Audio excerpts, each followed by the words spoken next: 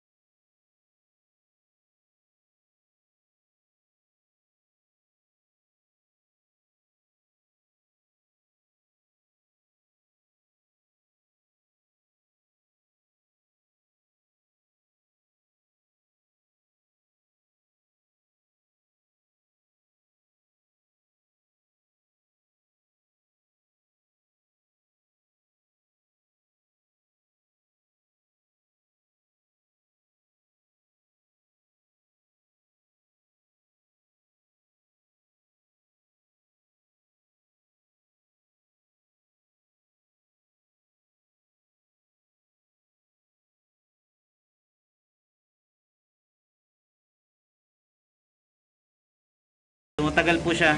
Binibigyan ni tatay niya maabot ng 1 taon mahigit na, 2 taon pa nga eh. Pag natira-tira na, pwede nang pamalo sa aso't pusa. Ayan si tatay. Tatay, kaway tatay. Tay, kaway. Yo. Ayan si tatay. Napag-aral niya yung mga anak niya dyan.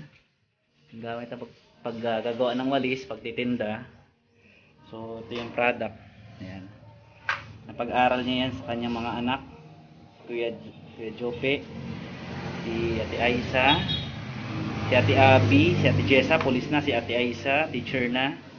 And si Micah nasa fruit production naman sa Calamba. So dahil sa walis, ayun, nakapagpatapos si tatay ng kanyang mga anak. Ayan. Si tatay. Matagal yun pag ginagawa. So ganun ang gagawin nun, no? Tapos babato-bato pa siya. Tapos ayun, hihimay-himayin pa yun eh. Tatali pa ng ganito yun. Tapos may ano pa. Ratan to tatay na. Are?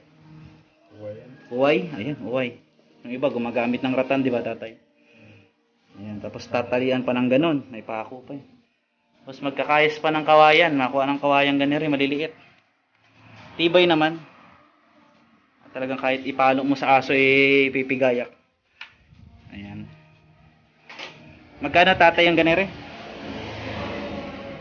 Magkano ang benta ni tatay? 120. Huwag na po nating baratin. May tip pa po tayo. Talagang napakahirap paggagawa niyan. Ayun. Pinapalaspas pa ni tatay. Tingnan nyo kung may sobra.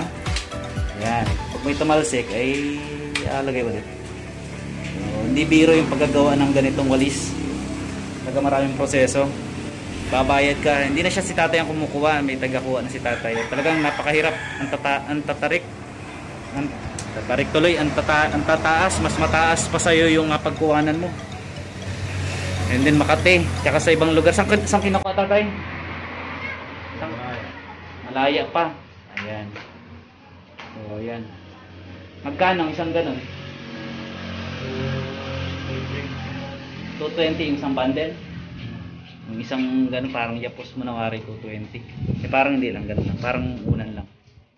Okay?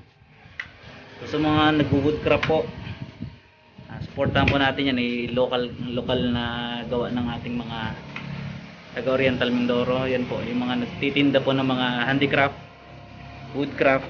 Yan, supportahan po natin sila. Ayan. Ayan. matagal ito. Talagang hindi lang ganito yung binibenta ni tatay, meron pa yung mahahaba, yung pang-agyo, meron din pang maliliit yung... Anong tawag doon tay? Yung maliliit? Sa bintana, yung mga panlinis ng bintana, yung talagang mga sinasaputan na ng mga gagamba, yung pinapamahayanan nila. So yun. Okay. Yun, marami din pa dati ginagawa nun. May itim pa nun. And then dinideliver niya, kadalasan simbahan ng ayan. Simbahan yung dinideliver. Pag wala, nilalako nila tatay sa bayan. Sa mga punta ng Pinamalayan. Ano yung pinakamalayo mo tay? Bansud.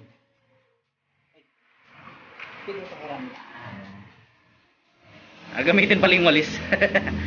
Ayan. Ere oh. Pwede mo nang triman. Tinariman. Pero yun talaga matibay yun. Ayan. So malayo yung nararating. Nagbabike lang si tatay para lang makapagbenta ng ganito. Ayan. So yun nga. Talagang yun. Sa tiyaga ni tatay. Di, napag-aral niya yung kanyang mga anak. Nakaka-bless naman. Talagang dahil dun sa walis lang. Hindi lang walis. Di sa palay.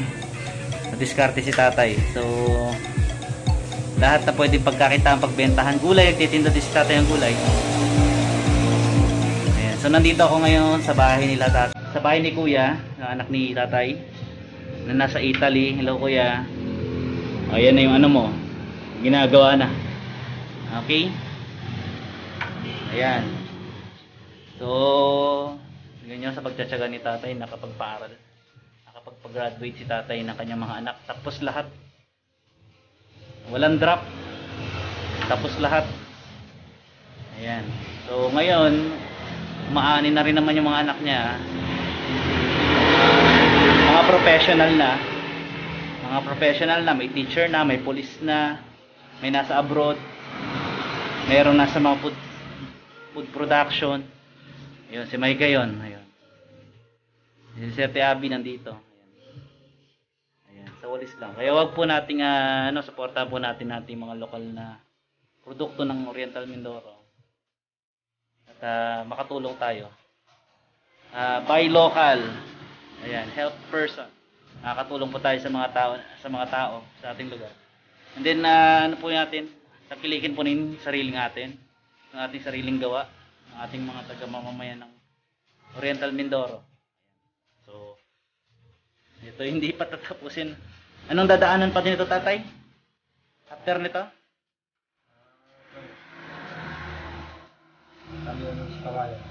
Tali sa kawayan, iisa-isahin yan. 5 piraso. Pagkatapos nun, lalagyan ng ganito. Sunod na, ito na sunod yan. Pagsasamahin na, talian na ito, tatalian na nere. Tapos gagayatin yung sobra. Ayan.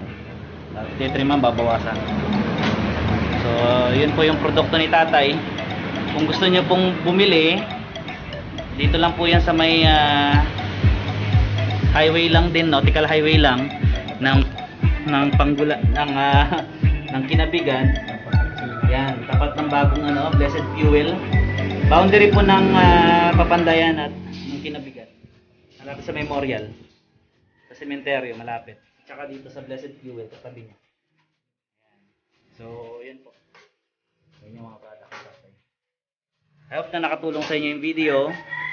Pupuntahan po natin ang ating mga local person na gumagawa po ng mga handicraft na mga kagaya nito. At sila po yung ating tulungan. Buy local item po from Oriental Mindoro. Magagaling po at matitibay. So, God bless po everyone. See ya. Bye-bye.